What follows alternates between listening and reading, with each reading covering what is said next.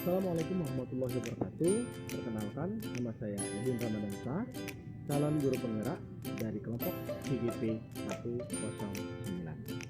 Saya akan sedikit menceritakan pengalaman saya dari mulai sebelum dan pada saat proses pembelajaran di program guru penggerak ini, sambil kita berjalan-jalan di lingkungan SMA Negeri 2 Lubuk.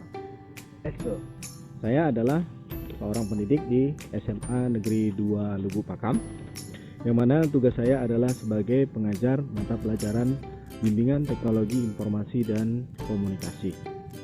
Tugas saya di sini adalah bagaimana teknologi informasi dan komunikasi ini bisa berkembang di sekolah di mana tempat saya bekerja. Sebagai pendidik, saya percaya bahwa murid adalah objek. Nah, pada situ murid saya anggap sebagai objek yang hanya dapat menerima ilmu pengetahuan yang sebenarnya sudah ada pada dirinya berdasarkan pengalaman praktik yang dimilikinya, yang didapatnya mungkin dari keluarga, lingkungan, dan sekolah pada tingkatan sebelumnya. Tinggal saja saya sebagai seorang guru ya harus dapat mengembangkan apa yang mereka miliki untuk menguatkan definisi ataupun ya teori, bahkan menciptakan sebuah definisi baru untuk kebenaran dari apa yang mereka miliki, sehingga menambah dari apa yang diperoleh sebelumnya.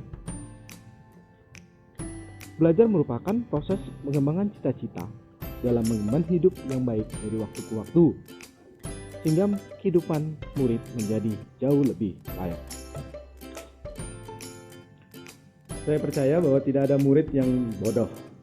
Lebih tepatnya, murid yang belum tahu. Dan tugas saya sebagai seorang guru adalah memberitahu apa yang belum diketahuinya. Dalam prosesnya memang membutuhkan sikap positif yang membuat murid percaya bahwa saya adalah seorang guru. Nah, itu poinnya. Membuat murid percaya bahwa saya adalah seorang guru yang dapat menuntunnya untuk mendapatkan pengetahuan yang lebih baik.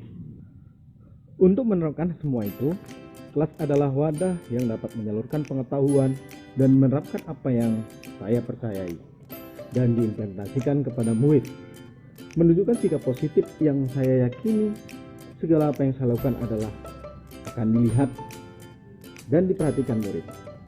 Dari cara berpakaian, tingkah laku, cara bicara, serta perhatian personal maupun kelompok, menjadikan acuan murid untuk menambah kepercayaan terhadap saya. Jika murid sudah percaya, maka materi pelajaran atau ilmu yang saya sampaikan akan sangat berpengaruh pada sikap dan perilakunya dalam menerima materi ilmu yang saya berikan. Bersikap negatif acap kali muncul ketika murid tidak dapat menerima ilmu yang diberikan dengan baik. Nada yang tinggi, mimik wajah yang kurang bersahabat, sedikit kata-kata kasar, bahasa yang mungkin menjatuhkan mental murid, memberikan sanksi yang mungkin kelewatan batas. Bahkan, hukuman fisik sempat ada. Hal ini merupakan sifat manusiawi yang muncul dari seorang pendidik yang tidak terelakkan. Rasa frustasi yang diiringi emosi ini muncul ketika seorang pendidik merasa bahwa apa yang dilakukannya adalah proses pengajaran yang benar dan absolut, sehingga murid tidak diberi kesempatan untuk menyampaikan apa yang disampaikan seorang guru dan tidak dipahaminya. Guru menganggap bahwa pemahaman setiap anak itu sama, sehingga strategi mengajar di kelas bersifat tidak menggambarkan penyampaian yang seragam yang diterima murid secara keseluruhan.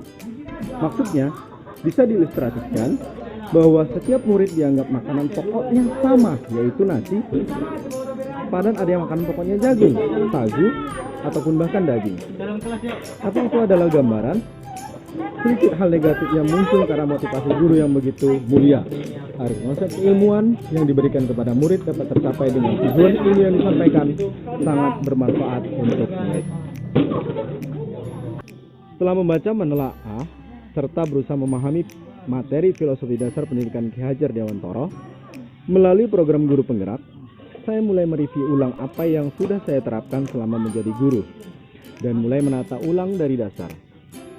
Murid tidak lagi menjadi objek, tetapi berusaha menjadikannya subjek.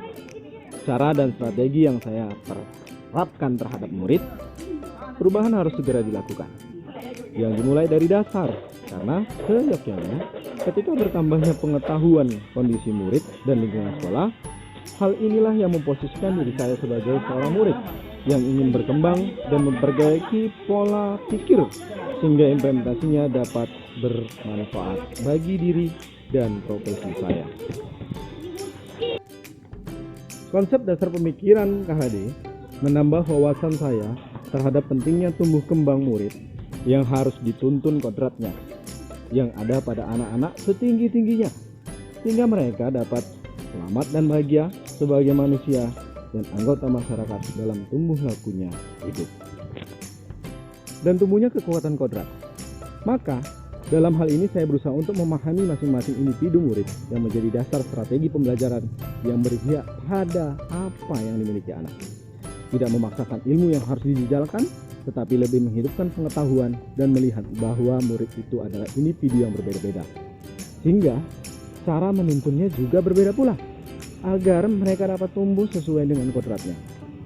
Untuk itu, perlunya saya menjadi seorang tukang kebun yang mampu merawat dan berusaha menemukan pembelajaran yang bermakna dari kelas yang berbeda, sehingga pengetahuan dapat hidup sesuai kondisi dan situasi kelas.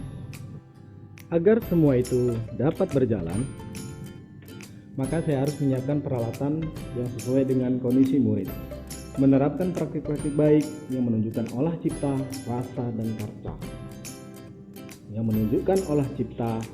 dan karsa. Jika ketiganya dapat bersatu, maka murid pastinya akan memiliki budi pekerti yang menunjukkan karakter positif, menambah tenaga dan semangat sehingga berlaku pada pemenuhan cita-citanya untuk hidup lebih baik. Mengolah pembelajaran lebih menyenangkan tentulah tidak mudah karena harus terdapat unsur-unsur kegembiraan yang mewakili semua murid. Memasukkan materi pada sebuah permainan menjadi tantangan tersendiri untuk pembelajaran. Saya dituntut untuk menjadi seorang presenter yang menuntun muridnya untuk mengikuti pola permainan sehingga bukan permainan yang diingat, tetapi materi yang disampaikan dalam permainan itu yang paling penting. Pembelajaran yang berpusat pada murid merupakan esensi dari pembelajaran. Karena apa jadinya ketika niatnya yang seharusnya pembelajaran itu adalah proses menghidupkan ilmu, tapi malah kebalikannya, malah mentransfer mental block dalam diri murid. Hasilnya, ilmu yang diberikan tidak tersampaikan dan menjadi sia-sia. Saya harus lebih banyak mendalami karakter dan kemauan murid, lebih sering mengawasi dan memperhatikan pada saat melakukan praktik pembelajaran. Dan setiap kali selalu menanyakan apakah ada kesulitan. Peran saya di sini adalah bagaimana melayani murid dengan baik sehingga olah cipta, rasa, dan karya muncul dari sikap yang diberikan. Baik, itu tadi bagaimana pengalaman saya.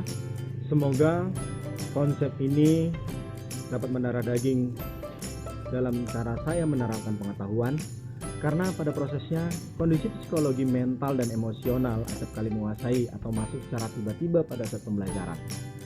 Sehingga saatnya harus selalu menyadarkan diri dan kembali pada dasar pembelajaran. Sehingga seorang yang profesional akan tahu di mana dia sekarang sedang berdiri. Ala bisa karena biasa. Assalamualaikum warahmatullahi wabarakatuh. Salam guru penggerak.